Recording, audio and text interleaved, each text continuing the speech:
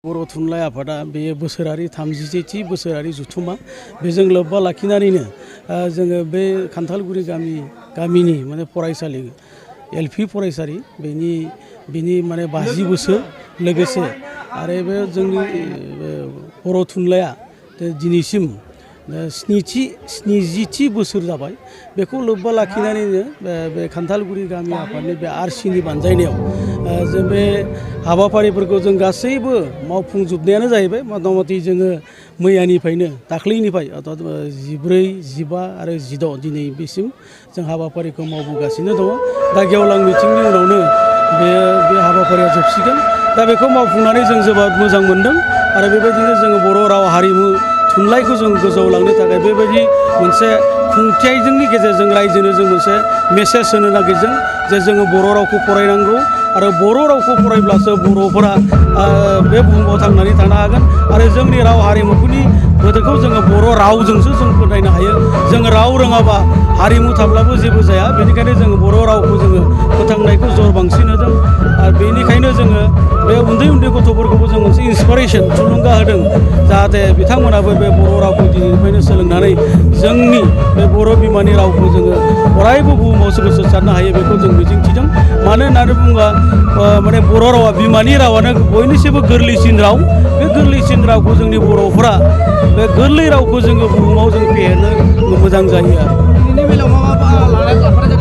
दिनैनि मेलाव जोङो मोनसे हाबाफारि लाफानाय जादोंमोन। बे मोसानाय बादायलायनाय बे हाबाफारिबो दङमोन आरो बेनि जोंहा बे गेवलां मेलाव जोंहा गाहाय आलासि जोंहा सालबारि कलेजनि डक्टर जगत बसुमतारी आरो जोंनि हालामनि माखासे मानगोनां आलासिफोरा बेवहाय नुजाथिफैदों।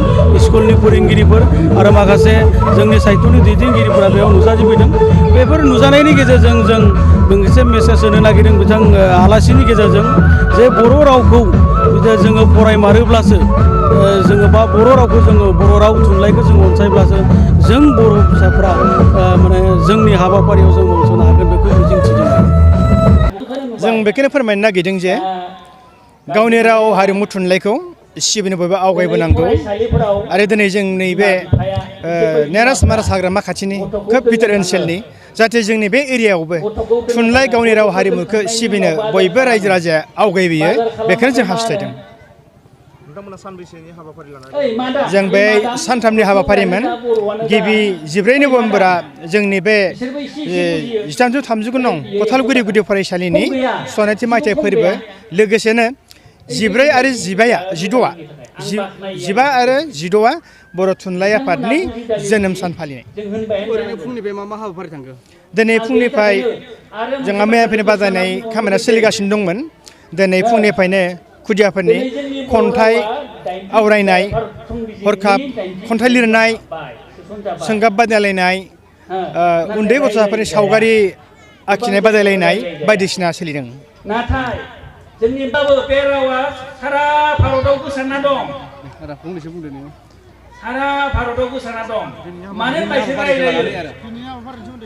दिनैनि हाबाफारिया जोङो दिनै 14, 15, 16 जोङो सानथामनि हाबाफारि लानानै बे जोंनि 100थि मायथाइजों लोगोसे जोंनि बर' थुनलाइ आफादनि जोनोम सान जोङो बेखौ फालिनाय जादों आरो दिनै सानसेमानि हाबाफारियाव जोङो माखासे खन्थाइ मेथाइ बादायलायनाय, जोङो सोंगाब बादायलायनाय आरो बिदिनो उन्दै गथ'फोरनि 1 थाखोनिफ्राय लानानै 5 थाखोसिम सावगारि आखिनाय बादायलायनाय बेफोर माखासे हाबाफारिखौ जोङो दिनै लानाय जादोंमोन।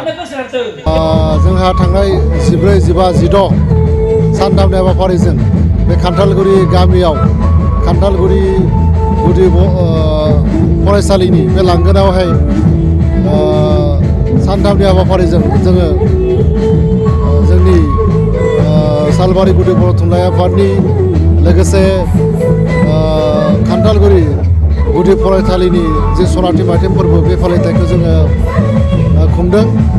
खोब मोजाङै जोङो खुंफुंलांदों। दिनै जोंहा 14 नभेम्बर बे जोबथा सान।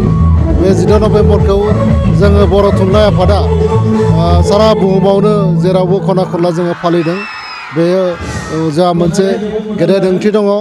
थामहिनबा 1950 मायथाइनि 16 नभेम्बर खालि जोंनि बे बर' थुनलाइ आफादा जोनोम जादोंमोन। दा जि समनिफ्राय बर' थुनलाइ आफादा जोनोम जादों बे समनिफ्रायनो बर' रावनि थांना थानाय, बर' रावनि गोसारनाय, बर' रावनि जि गासै बिथिङाव जौगानाय बेनि खामानिखौ जों बर' थुनलाइ आफादा मावबोबाय थादों आरो जोंबो बेनिनो सासे मावथि हिसाबै जोङो बे हाबाफारिखौ बे खान्थालगुरि गामियाव जोङो खुंफुंदों। आङो मिजिंथिदों जोंनि जाखांफुनाय लिरगिरि, जाखांफुनाय थुनलाइ सोरजिगिरि बिथांमोना नैबे दिनैनि फोरबोफोरनि गेजेरजोंनो थुलुंगानाय मोनगोन बेखौ आङो मिजिंथिदों। दिनैनि बे मेलाव मा हाबाफारि लाफानाय दा दिनैहाय जोङो गिबियाव फुंबिलिनि गिबियाव जोङो जोंनि जे बर' थुनलाइ आफादनि जि फिरफिला बेखौ जोङो मान होनानै जोङो दैखांदों। दा बे हाबाफारिखौ जोंनि मानगोनां आफादगिरि रसेन मुसाहारि बिथाङा बे आफादनि फिरफिलाखौ बिरहोयो।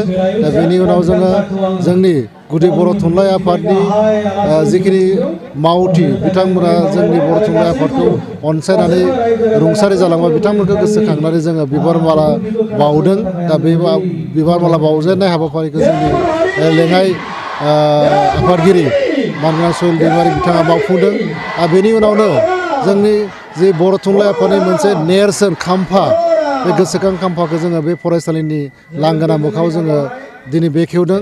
खोब गोग्गाथाव जे बेफोरबायदि मोनसे गोग्लैसोना थानाय मोनसे भिथोरिया ओनसोलावबो बे गामियावबो बे खाम्फाखौ गायसननो मोननानै जोङो गमामायैनो सालबारि गुदि बर' थुनलाइ आफादा गोग्गानाय मोनदों। दा बेनि उनावहाय जोङो माखासे थुनलाइयारि हाबाफारि मैयानिफ्रायनो खुंदोंमोन। दिनैबो जोङो उन्दै उन्दै गथ'साफोरनि गेजेराव खन्थाइ आवरायनाय, सावगारि बोनाय बादायनाय, गोसोखांथि बादायनाय बेखौ खुंदों।